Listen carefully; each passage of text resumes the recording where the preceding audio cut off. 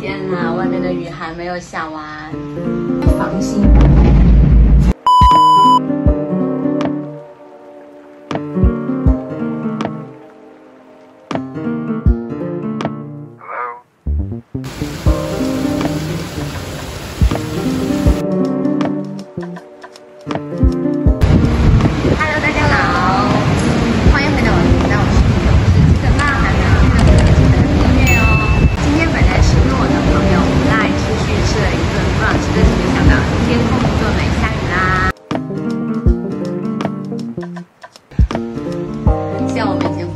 Fly 的房间了，因为外面下太大了，我是来这里躲雨的。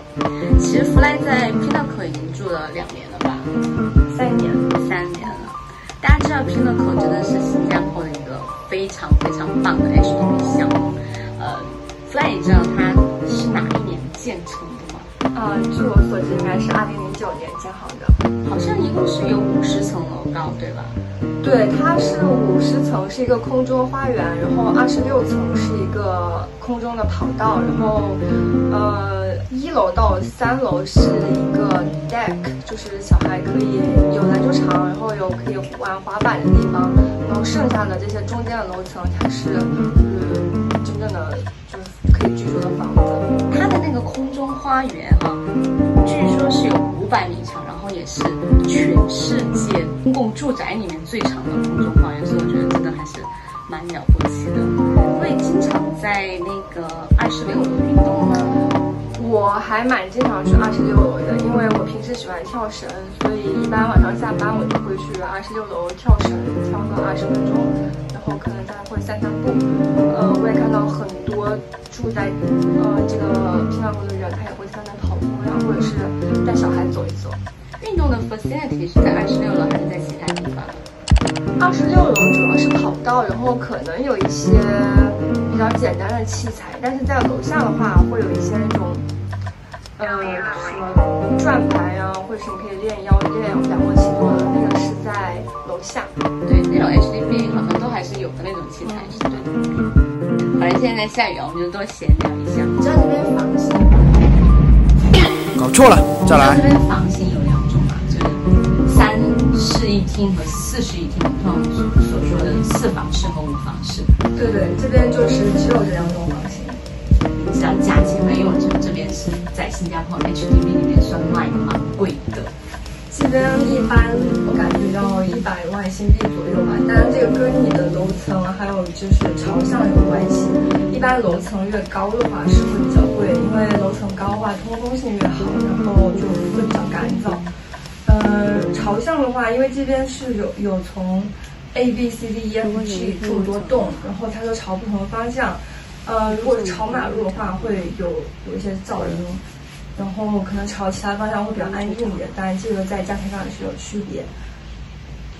我知道它有些方向是可以朝海，可以看到海，对吧？对，有些方向是可以看到，但是其实看到的并不多。这边比较贵的原因，我觉得一个是这个 HDB 它本身设计上比普通的要好挺多。然后地理位置也比较好，因为在汤中帕嘎比较中心的位置。然后附近的话是有2个地铁站，一个是汤中帕嘎绿线，还有是Ocean Park 的紫线。对，然后 Ocean Park 的绿线也有，但会远一点。然后好像我听说是还要建一个地铁站，因为在这附近，所以地理位置比较中心吧。离上班就特别近，对吧？步行10分钟的距离。我基本上就是早上从我出门到公司坐到座位上就13分钟，不敢想象，太羡慕了。因为我家住的比较偏，我需要坐一个 bus 到 MRT， 然后 MRT 转一站，再转一站才能到我上班的地方，所以很难想，就是你是步行10分钟可以到公司，而我可能每天早上要花40-50分钟的时间才能到公司，所以我觉得即使是贵一点，可能这样想是比较值得的。对，我觉得可以省很多时间。其实你3年都在这边租的话，你是租整间还是租的单间？我租的单间，就是和别人一起租。那一般来说，这样一个单间大概多少钱？单间的话，common room 大概在1000到1200，如果或者是1300的也有，但是如果是 master room 的话，大概是在1300到1500之间。整套租一般多少钱啊？整套大概是3000到3500吧。那我相信，可能一般租在这边的人的话，会跟你差不多，都是在 CBD 上班的人，年轻人比较多一点吧。我感觉是。有没有因此而认识一些一起？因为你也换过房东嘛，有没有因此就认识很多一起在这边上班的打工人？有啊，像我现在住的这个房子的话，我室友他们也都是在金融行业。哎，这边的话有没有比较不错的 facilities？这边的话有羽毛球场，然后有篮球场，然后有一些就是 HDB 常见的健身器材，还有就是我说的比较好的这个26楼的跑道。但是你想象健身房或者是游泳池是没有的。哦，那周边会有那种付费的健身房和游泳池吗？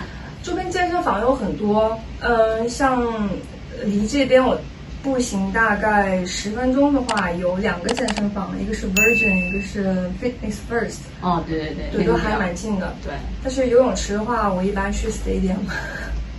会坐车哎。对，因为在楼下坐 bus 也很方便，大概是20分钟就可以到。那它这些 facility 其实收费吗？羽毛球场是收费的，但是而且你要提前预定，就是像 HDB 这 community， 但是收费的话，总的来说是比较便宜的。大概多少钱啊？我记得好像是7块钱1小时。OK， 还 OK， 因为毕竟是定了整个场次。对，但是现在这个羽毛球场被改造成了那个，就是打疫苗的地方了，所以就已经不能用了。啊，你说到方便，那其实这附近的那些商场啊、商店什么的方不方便？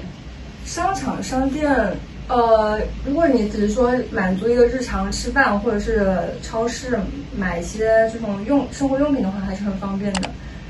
就是这边有2个超市附近，都是 Fairprice， 还有个 Fairprice Finest， 然后稍微远一点的地方有一个小的 Cold Storage， 就还比较方便。但是如果是大型的 shopping mall 的话，这个附近是没有。其实今天早上我们去吃的那个 brunch， 我觉得还不错，因为就在你这附近嘛。然后我就发现这边其实有很多很漂亮的 shop houses， 相信有超级多的网红店，很多人也愿意去打卡。你有没有什么特别想推荐的？